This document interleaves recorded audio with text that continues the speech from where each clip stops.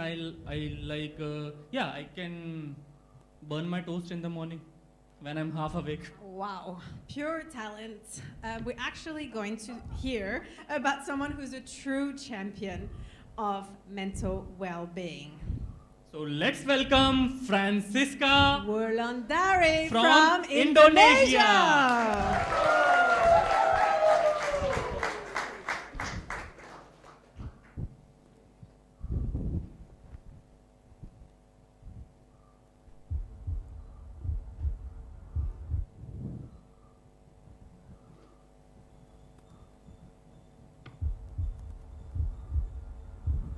Keep quiet. Nobody would understand. You a mess. They don't love you. You're not enough. You're alone. Not enough. A mess. They don't love you. Nobody would Don't understand. love you. You a mess. Not enough. Alone. Not enough. Nobody would mess. understand. Nobody would understand. Alone. Keep quiet.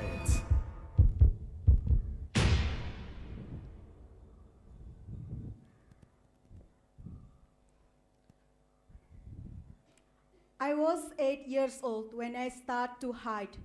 My head was full of loud, overwhelming sounds. I wanted them to stop, so I started to bang my head against the walls. Bang! I started soft at first. Bang! I banged it harder. It felt good, like something was released. Bang! Bang! Bang! I banged it even harder. My head was spinning like spinboard. The pain was intense, but the voice inside of my head was quiet. Growing up in the household when the tension was constant, I was like walking on eggshells, striving to the perfection so I could feel loved, accepted, and safe.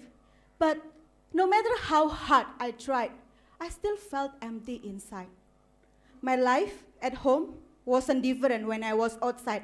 At school, I was a mess, angry, lonely. I behaved in a ways that seems to get me attention. But the things that I always did even make me feel more lost. When I brave enough for asking for help, the response wasn't what I expected. I was sent to the old healer that trying to chasing away bad spirit inside of me. Bad spirit? People around me didn't know what they had to do. They even didn't know it had a name. They thought I was possessed. I thought I was broken. But I wasn't. I just a child in pain and dealing with something invisible. This isn't just my story. This is story of countless of young adults in Indonesia. In my hometown, Yogyakarta, there are 500,000 aged 15 until 25, and according to National Mental Health Survey, 30% out of it are struggle with mental health issue, battling with anxiety, depression, and even thought of suicide. But before we continue, I want to ask, what is mental health? Mental health is not just the absence of mental illness, but it's also about finding the balance between your thought, emotion, and behavior. It's about having tools that you can use to cope with your daily life challenges. I've heard stories of my beneficiaries. Andy, a young man, outgoing, extrovert, that suddenly become quiet and withdraw. It's just because he has to constantly hide from his sexual identity just to feel safe. Or Aisha, a young girl with a big dream that put her dream on hold for family survival and have to carry a weight that no young people should have to bear. It doesn't stop there. Let's take a look of Dele Alli's story. A famous football player that just revealed his painful truth behind his success. For years, Ali silently battled for mental health issue until it's impossible to hide anymore because affecting his daily life and his performance in the field. And Ali's story echoes the other experience for famous global icon. There is Billie Eilish, Selena Gomez, and Justin Bieber. They all struggle with mental health challenges. Their journey reveals the powerful truth that there is no amount of success, talent, and fame can seal somebody to having mental health struggle. We often thinking that mental health might be happen only for people who have visible trauma or visible hardship, but the truth is, mental health can happen to anyone, including children dealing with school demand, teenager dealing with life crisis, adult dealing with the family burden, or elderly longing for connection. It's everywhere, touching every corner of our society. But despite how common it is, many people still feel trapped. They remain silent, burdened by fear, judgment, and stigma.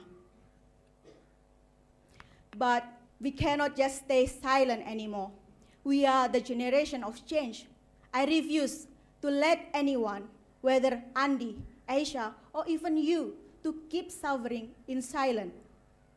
When I reflect back my journey, I see someone who kept pushing forward even though it's impossible. I studied psychology so I could understand myself better, while books, art, therapy helped me to gain my strength together.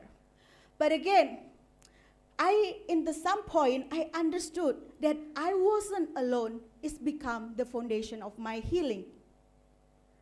Healing, not just the conclusion. It's just the beginning, because I can see many others still struggle in silence. So I wanted to create a space where young people, this kind of silence can replace by connection and courage.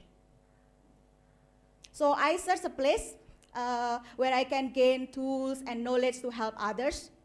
I found Kanthari, and in Kanthari, I transformed my organization, Talk Mental Health Indonesia.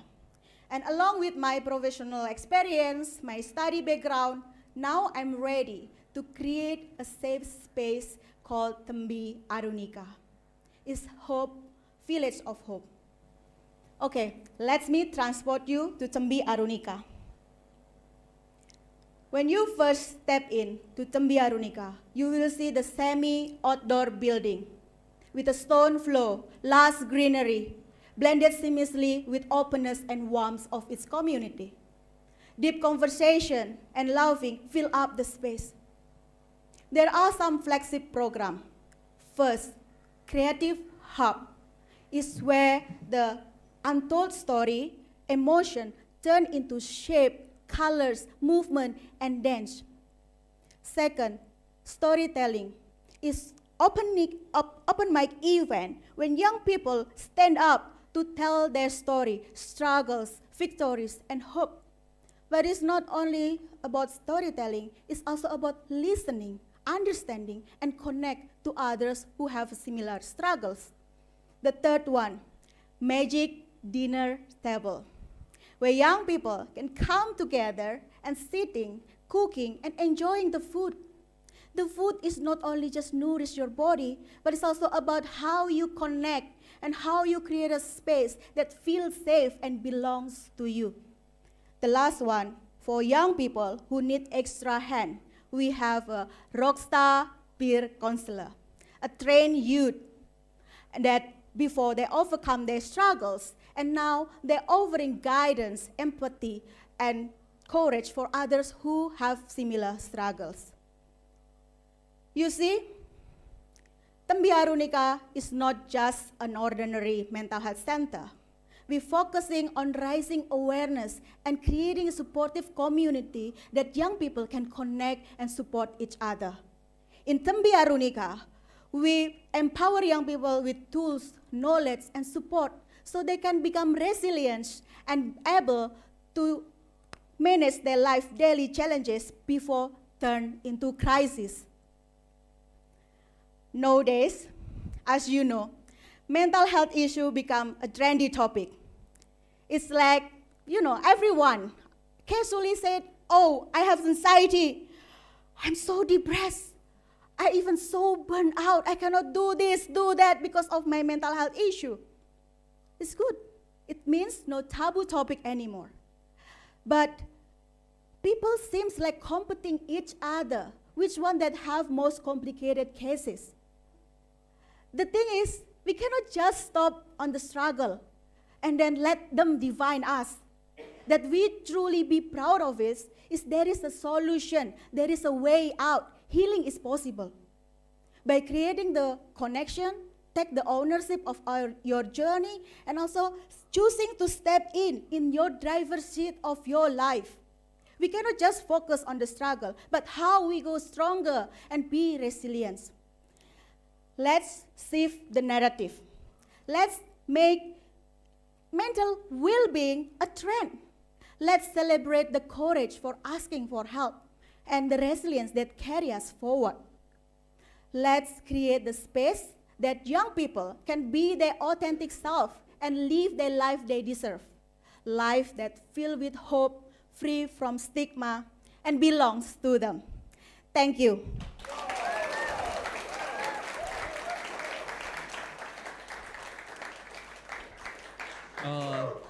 Avnish, Eva, we can have questions. Hello, Fransisca. Hello.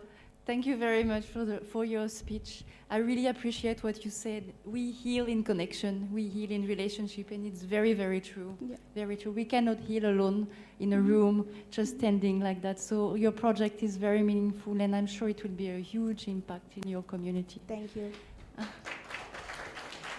So now, talking about the tools that you want to offer to the young people, to the Yes. youngsters, can you give me a bit more details about what exact tool you want to offer? Is it therapies? What kind of therapy you want to offer? Because everybody is different. Yeah. Some people need talk therapies. Some people want more somatic therapies. Yeah. Some people Okay. want a mix of both. Okay, yeah. I don't know. You're right. It's a bit mix of both. We will start it with art, but it's more like therapeutic art. Creative is not really necessary art therapy, but how the process of making art that bring them to more, able and open and connect to others. So we not focus on the end of the result, but the process, how they express themselves. That's the first. But of course, we also still have a traditional therapy when we working with others, referral system. We provide talk therapy. We also working with natures. So we also have nature therapy or forest therapy. And then again, like you mentioned, we also have somatic therapy where the trauma or the tension is stored in our body. So we do a lot of movement, a lot of yoga practice too. So yeah, so we have a different angles. It's best, it's meet their best needs. So yeah, hopefully. Wonderful. Thank you. Hi, Fransisca. Very powerful presentation, and I like the fact that you showed it physically as to how a person emerges from a shell. So that was very beautiful and demonstrative. Thank you. So, and as you rightly mentioned in between your talk that mental health issues have become a fashion. Today that everybody has a certain disorder, and it has reached a point where it is almost trivialized. So my question to you is, like, you focus more on talking or creative activities, etc. But when someone is going through conditions like severe proper clinical depression, or a person has suicidal ideation, the person doesn't even want to get out of bed, not even want to brush. And most of the people, when they don't understand it, they just say, no, you just go talk to somebody, just take a walk, engage in a hobby, just dress nice, you will feel better. But it doesn't happen like that. Yeah. So do you think that the activities you mentioned are enough to become properly interventional? Okay. Well, again, they not talk, especially when you say they have a severe issue, they will don't talk. Even they in the loop, in the bottom of the loop, they don't know how to get out, there is a way out or not, they're not sure. But again, that our bridging program is, when doing art and do cooking, it can be everyone. They don't need to straight away talk about their mental struggles, but how they be there and see people, connect with others. And then again, maybe they see, oh, somebody can open telling this story. Another things also telling their story. It's inspired them. It's more the connection first. And then second, they also see that this is a safe space for them. And then later on, they maybe just say like, you know what, I need help. Then when we come in, if we still have a different range of therapy or different range of program, but of course, we also working with others because we're not focusing so much on rehabilitation, we will refer. We have a strong referral system, so if they need, they can have a rehabilitation or treatment, then they need it. So again, because we understand this is not easy topic, so that's why we bring a lot of bridging conversation, bridging activities to help them to start be open. Yeah.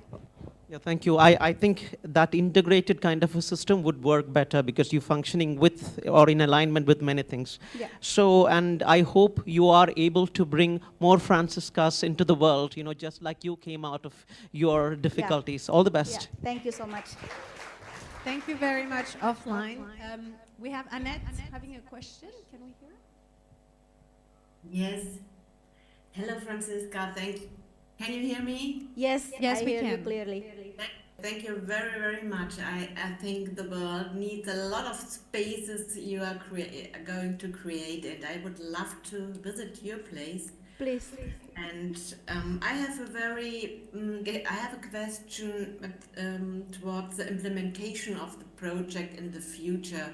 Maybe you can give me some insight. What is your target group? I mean, what people are you focusing on, and how do you go to get access to this group? Okay, that's a very good question. My focus beneficiaries are marginalized youth. So we are working with the youth aged 18 until 35. But the focus is for marginalized. When I mention marginalized is including LGBTQA, young people, people with the disabilities. Now we focus on wheelchair user and deaf people. And the third one is also people with economic disadvantaged background. That's most our beneficiaries focus on. Yeah, and then how I reach them? Now we have 3 partners organization that each of them is already representative working with this specific group. For example, Gaya Nusantara is the one of organization that already working with LGBTQ young people, and Senyum Kita is already working with the disability people, and also Prima Sari counseling session is also provide info session for marginalized or rural youth. So I think working with them is helped me to access the beneficiaries that I target on. Yeah, thank you. Thank you very much. Thank Wish you you. much luck. Thank you. Is there more questions online? Hi. Hi. Hi, Chris. Hello. Hi, Francisca. Great presentation. And I always believe like tough situations in lives lead us to become stronger people, and that's what you have become, right? From your own life's experiences, correct? Yes. And nothing else matters. Life's experience is the biggest teacher. That's what I always believe. Now, one thing I want to ask you, Francisca, is that if a person comes to you with a lot of stress, what support are you going to give them to build stress resilience? Okay. When come to a lot of stress, I will do. We have a very basic assessment first. Do they able to do their daily functions? Like they do have enough sleep, or they do have like a food appetite, like they have an intake of food. So this is very important because again, we are not focusing on rehabilitation or treatment. We support the space. So if they able to function, of course they can join our intervention. It can as light as possible, as small as possible. They can just draw a tree or draw something that make them relax. But of course, if they need more support, then we can talk is whether there is support referral system, or they already have a support in place that we can just how do we connect each other? Because if they already have something in place, then it's not necessary we referral to others, but how we can collaborate and make this healing for them possible. Yeah. Okay. Thank you. Thank you very much, Francisca. Thank you very much, everyone. This is the end of